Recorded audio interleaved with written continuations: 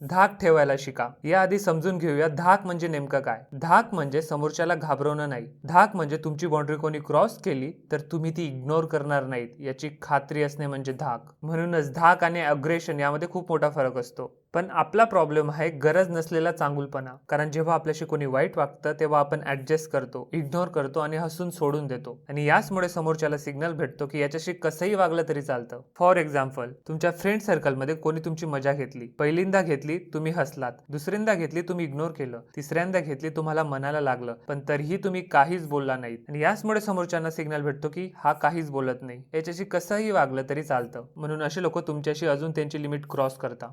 सत्य हेच आहे, लोकांनी आपल्याशी कसं वागायचं हे फक्त आपण काय बोलतो यावरून नाही, तर आपण काय सहन करतो आणि त्यानंतर काही ऍक्शन घेतो की नाही यावरून कळतं. म्हणजेच your reaction teaches your limits.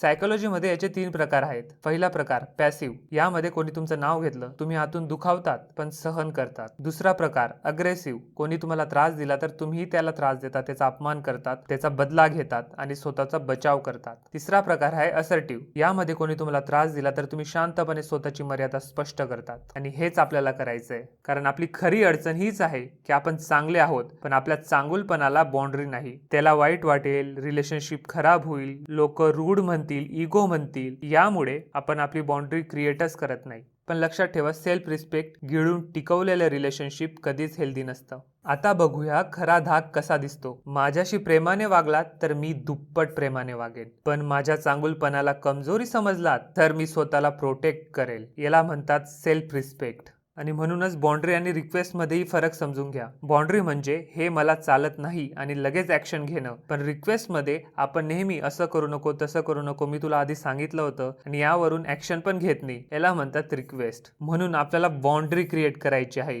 Request नाही. प्रॅक्टिकल फॉर्म्युला हाच आहे. क्लिअर बाउंड्री क्रिएट करा आणि स्पष्टपणे सांगा, शांतपणे सांगा आणि लगेच ऍक्शन घ्या. कारण जर तुम्ही फक्त रिपीटेटिव्ह वॉर्निंग देत राहाल विदाउट एनी ऍक्शन तर समोरचे लोक तुमची बाउंड्री डिस्ट्रॉय करतील. म्हणून फायनल ट्रूथ हेच आहे, लोकांनी तुम्हाला वापरावं अशी व्यक्ती बनू नका, पण याच्याशी कसंही वागून चालणार नाही असं वाटेल अशी व्यक्ती बना. आणि यालाच म्हणतात धाक ठेवणं.